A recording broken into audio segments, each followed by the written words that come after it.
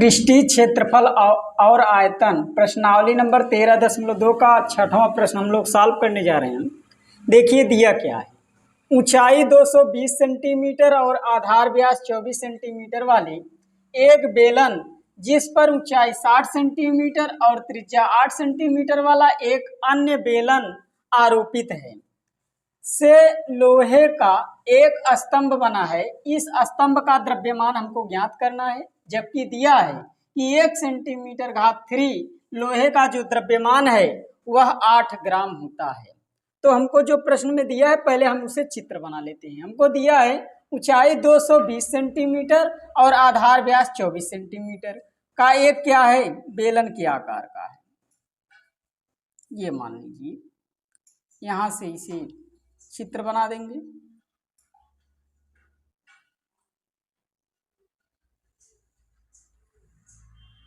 इसके ऊपर जो है एक इसकी जो ऊंचाई है h कितना दिया है, तो 220 सेंटीमीटर और इसका जो व्यास है, इसका व्यास जो दिया है d बराबर कितना दिया है, 24 सेंटीमीटर। तो यहाँ से हम त्रिज्या निकाल सकते हैं। इसका आधा क्या होता है, त्रिज्या हो जाएगा, तो ये आ जाएगा 12 सेंटीमीटर। इसके ऊपर जो है 60 सेंटीमीटर ऊंचाई और त्रिज्या 8 सेंटीमीटर वाला एक अन्य बेलन आरोपित है। इसके ऊपर एक बेलन और आरोपित है।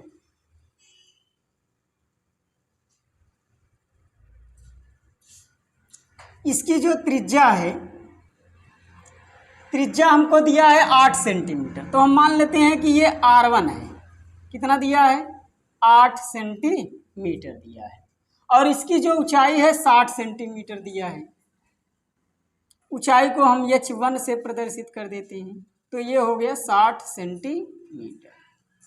तो अब यही पूरा स्तंभ जो है इसी का हमको द्रव्यमान ज्ञात करना है। तो हम क्या करेंगे, जो हमको दिया गया है उसे हम लिख लेंगे। हमको ये दिया गया है कि बड़े बेलन की ऊंचाई, बड़े बेलन की ऊंचाई, तो बड़े बेलन की ऊंचाई हमने क्या माना है, h बराबर कितना दिया है, 220 सेंटीमीटर। और जो बड़ा बेलन है उसका व्यास, इसका व्यास कितना दिया है, तो व्यास हमको दिया है d बराबर 24 सेंटीमीटर। तो हम जानते हैं 2 गुणे त्रिज्या होता है व्यास, त्रिज्या का दुगना व्यास कहलाता है। तो यहाँ से हम r की वैल्यू निकालेंगे तो 24/2 कट जाएगा, r बराबर आ जाएगा 12 सेंटीमीटर। अब हम छोटे बेलन की बात करेंगे। यहाँ पर छोटे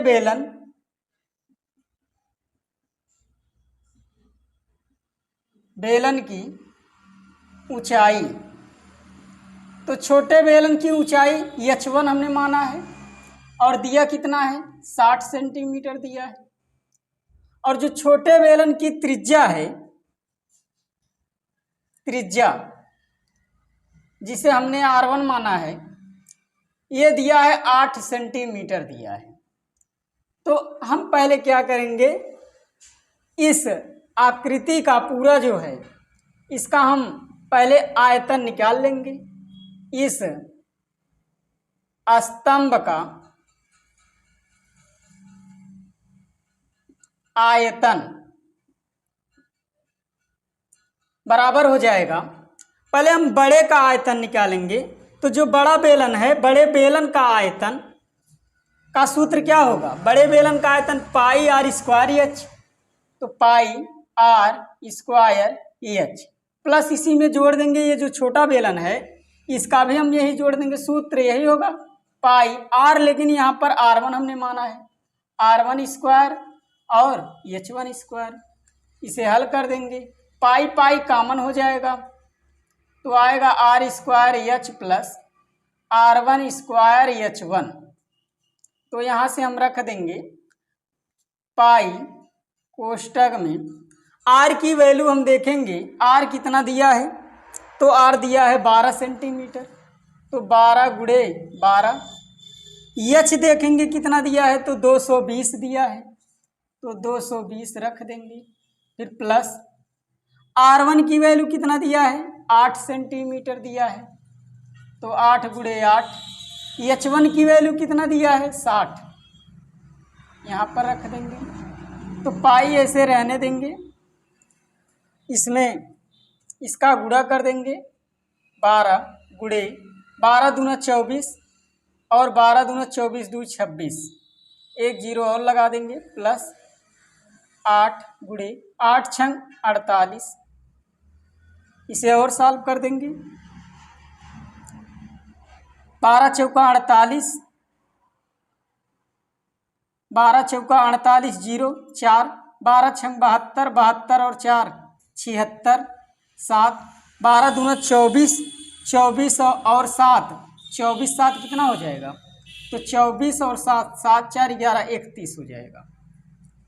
12 चौका 48, 8 4 बचा है, 12 छंग 72, 72 4 76, 7 आया है, 12 दूना 24, 24 और 7, 24 और 7, 7 4 11 31 हो जाएगा।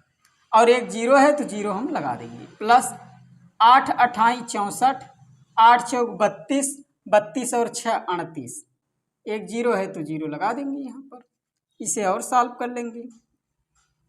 यहाँ पर जीरो है तो जीरो उतरेगा, 4 है 8 है 8 4 12 हो जाएगा, 8 है 6 8 6 14 1 15 हो जाएगा, एक अभी बचा है, 3 है और 1 3 1 4 1 5 हो जाएगा, और 3 जैसे है वैसे हम उतार लेंगे। पाई की जो वैल्यू है वह कितना है, हम 22/7 रख सकते हैं, 22/7 गुणी 35 52 0। 7 से हम काटेंगे इसे, यदि 7 से काटेंगे तो कितना आ जाएगा, 7 पचे 35 कट जाएगा, जीरो बढ़ा लेंगे, 52 हो जाएगा, 7 सते 49, तो 3 आ जाएगा। तो यहाँ से हम क्या करेंगे, इसे काटेंगे नहीं, ऐसे रहने देंगे इसे,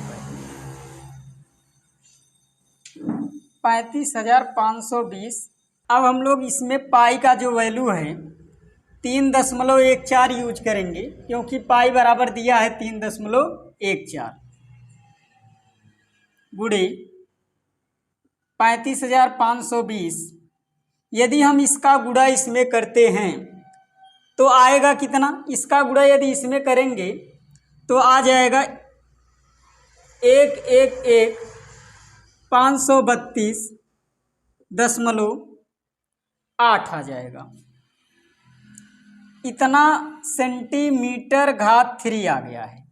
लेकिन हमसे प्रश्न में जो है हमसे द्रव्यमान का मान पूछ रहा है, माने भार कितना होगा, तो 1 सेंटीमीटर लोहे का जो द्रव्यमान है, 1 सेंटीमीटर घात 3 लोहे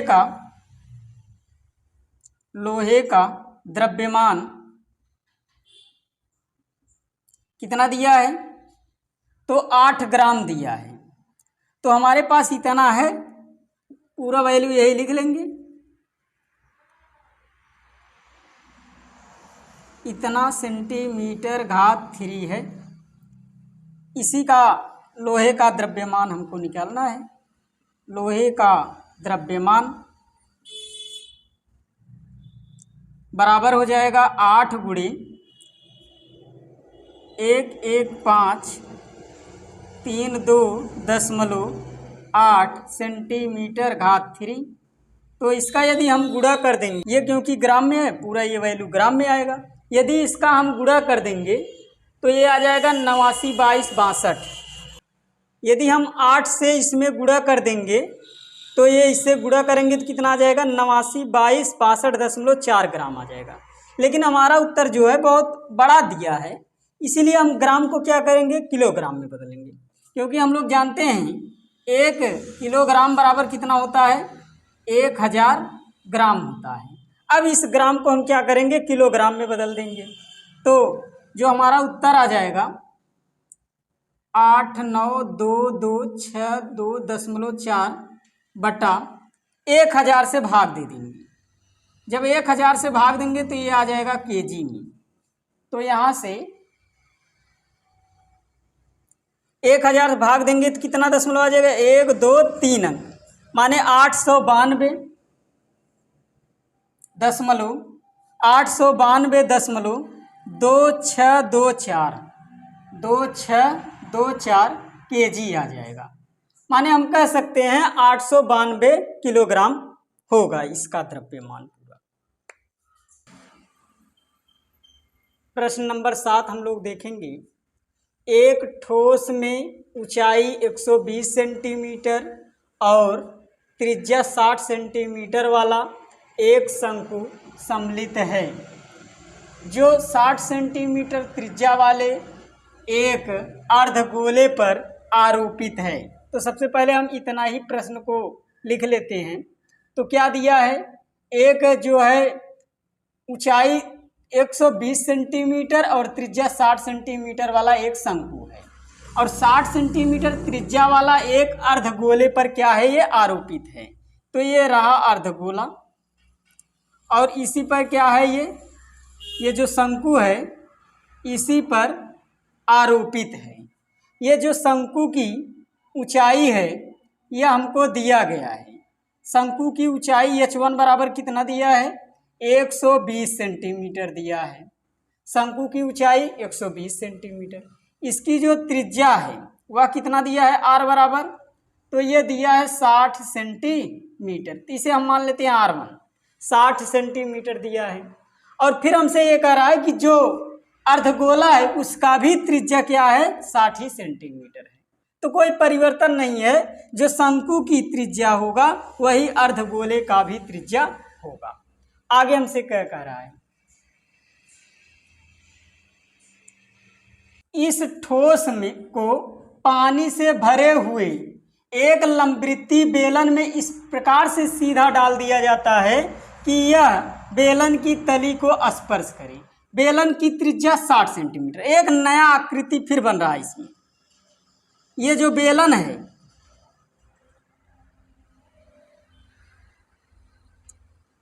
इस बेलन की जो ऊंचाई है वह कितना दिया है, ऊंचाई इसमें जो ऊंचाई दिया है त्रिज्या 60 सेंटीमीटर दिया है, ऊंचाई 120 सेंटीमीटर। इसकी जो ऊंचाई है सेंटीमीटर, S2 बराबर ऊंचाई 180 सेंटीमीटर, त्रिज्या कितना दिया है, तो 60 सेंटीमीटर दिया है इसका। इसे मान लेते हैं R2 बराबर कितना दिया है, 60 सेंटीमीटर। इसे क्या करता है कि इसी में ले, ये ठोस आकृति है, इस ठोस आकृति को इस बेलन में ले आकर के डुबो देता है, क्योंकि इसमें पानी भरा हुआ है पूरा, इसमें जो है पूरा पानी भरा हुआ है। इस आकृति को ले आकर के क्या करेगा, इसमें ये डुबो देगा, तो एक नई आकृति का निर्माण करेगा। ये मान लीजिए यहाँ पर इसमें ले आकर के इस ठोस को जब ये डुबोएगा ये इस तरह से ये आकृति बन जाएगी।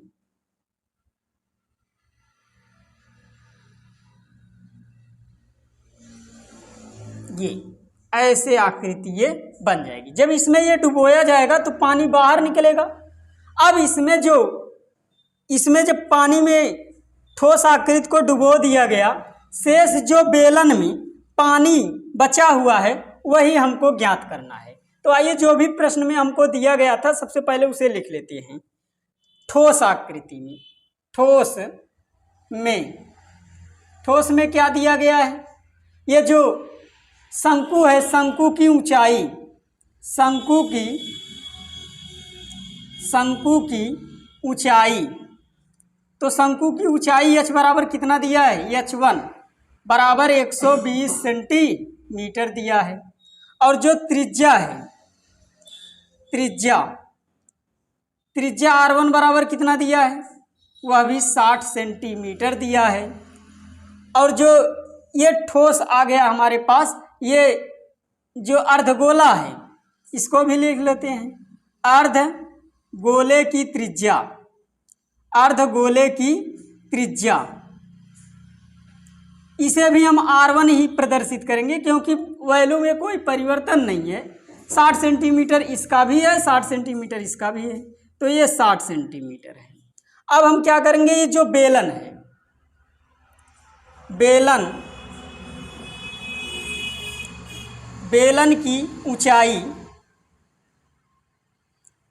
की ऊंचाई कितना दिया है, H2 दिया है। कितना दिया है, H2 बराबर 180 सेंटीमीटर।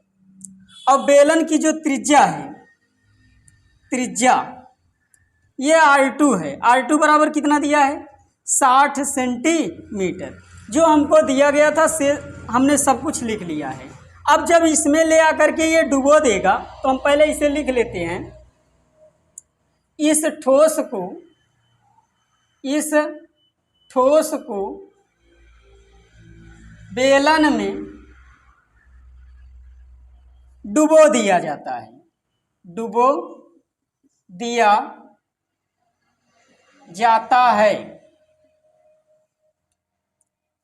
तो हम क्या करेंगे, पहले ठोस का आयतन निकालेंगे। तो इस ठोस का आयतन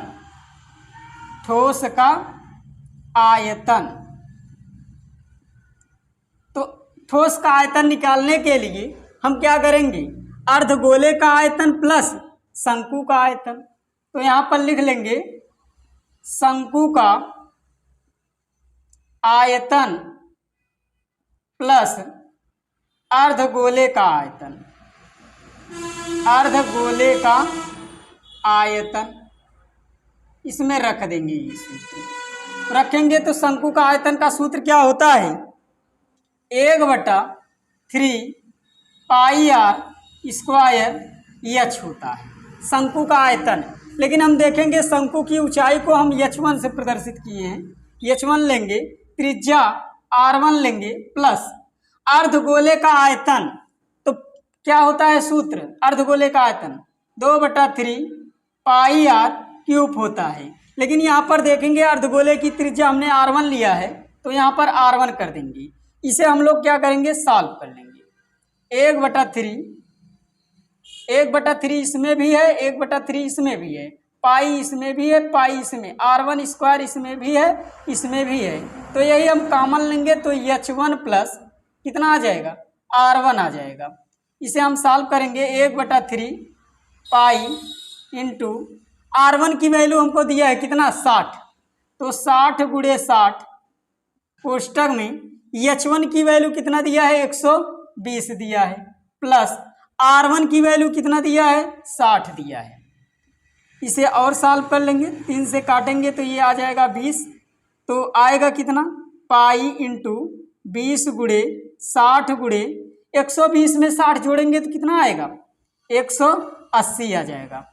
तो इसका यदि हम पूरा गुणा करा देंगे तो ये कितना आएगा, पाई × 20 × 6 × 8 = 48 और 6 कम 6 4 10, 1 2 0 था, 2 0 लगा देंगे। इसका गुणा इसमें कर देंगे तो पाई × 2 8 16 6 2 0 0 1 2 1 कम 2 और 0 कितना है, 1 2 3 1 2 3। तो ये जो आया है 216, 3 0 लगा देंगे, पाई सेंटीमीटर घात 3 आ गया। ये हमारा जो आया है ठोस का आयतन आया है। अब हम क्या करेंगे, ये जो बेलन में पानी भरा है उसका आयतन निकाल लेते हैं। बेलन का आयतन तो बेलन का आयतन का सूत्र क्या होगा, पाई r स्क्वायर H। बेलन के लिए जो ऊंचाई है H2 है तो 2 लिख लेंगे, त्रिज्या जो है R2 है, R2 बना देंगे, पाई ऐसे रहने देंगे। R2 की वैल्यू कितना दिया है, R2 की वैल्यू 60 दिया है, तो 60 × 60 × H2 की वैल्यू कितना दिया है, 180 दिया है, 180 रख देंगे। इसका हम क्या करेंगे, गुणा करा देंगे। तो पाई इंटू 6 8 48, ये आ जाएगा 60 × 6 8 48 8 और 6 कम 6 4 10, तो 1 2 0 लगा देंगे इसमें, फिर गुणा कर देंगे इसका। 6 8 48, 6 1 कम 6, 1 2 3 3 0 लगा देंगे। तो आया कितना, 64 80 00 पाई सेंटीमीटर घात 3 आ गया। अब हमको निकालना क्या है, हमको ये निकालना है जब इस ठोस को इस बेलनाकार बर्तन में डुबोया जाता है तो जितना इसका आयतन होगा ठोस का उतना यह पानी क्या करेगा, बाहर निकालेगा। तो हम यही निकाल लेंगे बेलन में शेष बचे पानी का आयतन बराबर हो जाएगा। पहले हम क्या करेंगे, इस बेलन का आयतन लिखेंगे। तो बेलन का आयतन माइनस कर देंगे इस ठोस का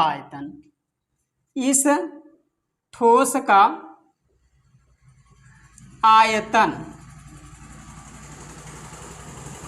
तो यहाँ से हम रख देंगे मान, बेलन का आयतन हमने निकाला कितना आया है, इसे पूरा लिख लेंगे 648,000 माइनस इसमें जो ठोस है उसका आयतन हमने निकाला है कितना है, तो 216, 3 जीरो लगा देंगे और पाई सेंटीमीटर घात 3। ये पूरा मान किस में है, सेंटीमीटर घात 3 में है। इतना क्लियर हो गया हमारा, क्योंकि इसमें बेलन का आयतन, तो बेलन का आयतन इतना था हमने रख दिया। फिर इसके बाद इस ठोस का आयतन हमने निकाला तो इतना था, इसे भी रख दिया सेंटीमीटर घात 3 में। अब इसे हम क्या करेंगे, घटा देंगे। यहाँ पर पाई है, इसके भी साथ पाई लगा हुआ है, तो आ जाएगा पाई ऐसे उतर जाएगा, 3 जीरो इसमें भी, 3 जीरो इसमें भी, तो 3 जीरो ऐसे उतार लेंगे। ये 8 में से 6 गए 2 आ जाएगा, 4 में से 1 गए 3 आ जाएगा, 6 में से 2 गए 4 आ जाएगा। तो इतना सेंटीमीटर घात 3 उसका आयतन बराबर हो जाएगा। ये शंकु का आयतन प्लस अर्धगोले का आयतन दोनों हम क्या करेंगे, जोड़ देंगे। तो इसका मान शंकु का जो आयतन होता है 1/3 पाई r1 स्क्वायर h1 और प्लस 2/3 पाई r1 स्क्वायर, इसमें कॉमन ले लेंगे 1/3 पाई r1 स्क्वायर। यदि हम कॉमन लेंगे तो h1 प्लस 2 r1 आ जाएगा। तो यहाँ से 1/3 और जो पाई की वैल्यू है यहाँ पर हम 22/7 यूज कर सकते हैं, फिर भी यहाँ पर रहने देंगे। अभी r1 की वैल्यू कितना दिया है 60, तो 60 × 60। h1 की वैल्यू कितना दिया है 120, 120 प्लस 2 × r1 की वैल्यू 60। तो यहाँ से हम हल कर लेंगे और 1/3 पाई × 60 × 60 × 120 प्लस 60 दूना 120। इसे हम और सॉल्व करेंगे तो 1/3 पाई इंटू 60 × 60 × अब इसे जोड़ देंगे तो 12 दूना 24, 240 आ जाएगा। इसे हम काट देंगे, 3 1 कम 3, 3 से काटेंगे 3 8 24, तो आएगा कितना पाई इंटू 60 × 60 × 80 आ जाएगा। तो इसका यदि हम गुणा कर देंगे और तो पाई इंटू 60 × 8 × 48, ये 0 0 आ जाएगा। इसका गुणा और करेंगे यदि हम तो 6 8 48 8 और 6 चौका 24, 24 और 4 28 आ जाएगा। 6 8 48 8 4 और 6 चौका 24 और 4 28, 1 2 3 0, तो 3 0 हम और लगा देंगे तो यह आएगा कितना 28 8 000 पाई सेंटीमीटर घात 3 आ जाएगा। ये इस ठोस का आयतन आ गया। अब हम लोग क्या करेंगे, इस बेलन का आयतन निकालेंगे। तो बेलन का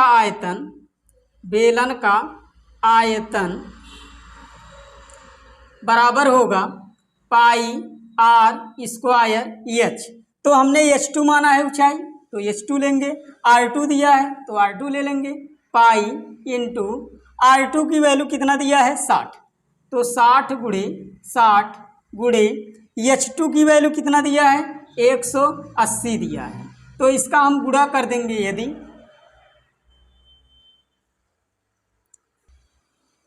तो बेलन का आयतन जो है इसका यदि हम गुणा करेंगे तो यही आएगा 6 4 8 3 0 लगा देंगे, पाई सेंटीमीटर घात 3 आ जाएगा। अब हमको क्या निकालना है, जब इस ठोस को इस बेलनाकार बर्तन में डुबोया जाता है ठोस है, डुबोएंगे तो पानी क्या होगा, बाहर निकलेगा। तो जो पानी बाहर निकलेगा, शेष जो पानी बचा हुआ बेलन में, वही हमको निकालना है। तो बेलन में शेष बचे पानी का आयतन बराबर होगा बेलन का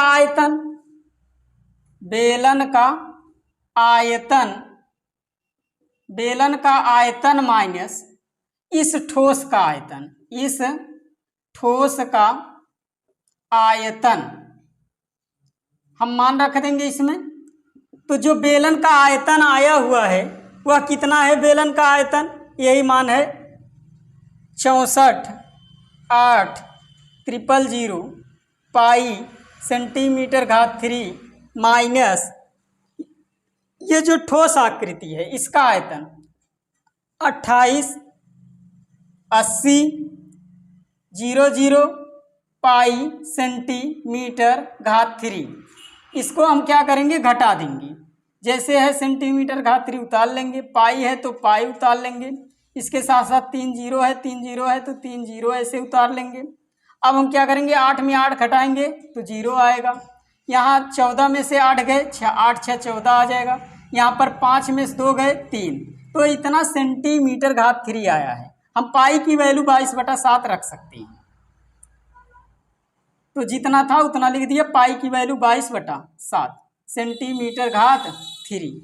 इसका हम क्या करेंगे, गुणा कर देंगे। 36 दूना 72, तो यहाँ से 36 दूना 72, 2 7, 36 दूना 72, 72 और 7 69, कितना जीरो है, 4 जीरो है। 1 2 3 4/7 सेंटीमीटर घात 3 आ जाएगा।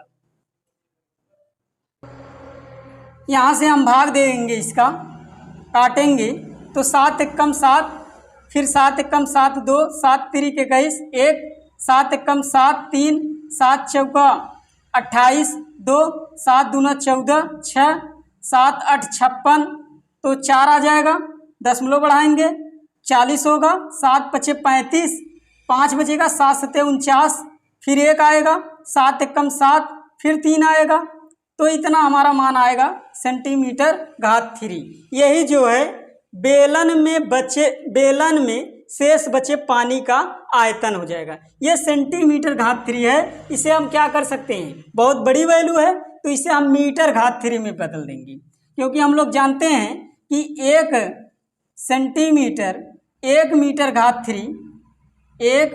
मीटर घात 3 बराबर 2 2 4 2 6, इतना सेंटीमीटर घात 3 होता है। तो हम क्या करेंगे, इसी से भाग दे देंगे तो आएगा कितना, 11 31 42 8.571 बटा कितना है, 2 2 4 2 6, 10 लाख। तो 2 3 हो गया, 3 3 6, तो ये आ जाएगा मीटर घात 3 में। तो 1 2 3 4 5 6, 1 2 3 4 5 6, तो आ जाएगा 1.131428571 मीटर घात 3 आएगा। यही इसका क्या हो जाएगा, आयतन हो जाएगा। जो बेलनाकार बर्तन में शेष पानी बचा हुआ है उसी का ये आयतन आ जाएगा।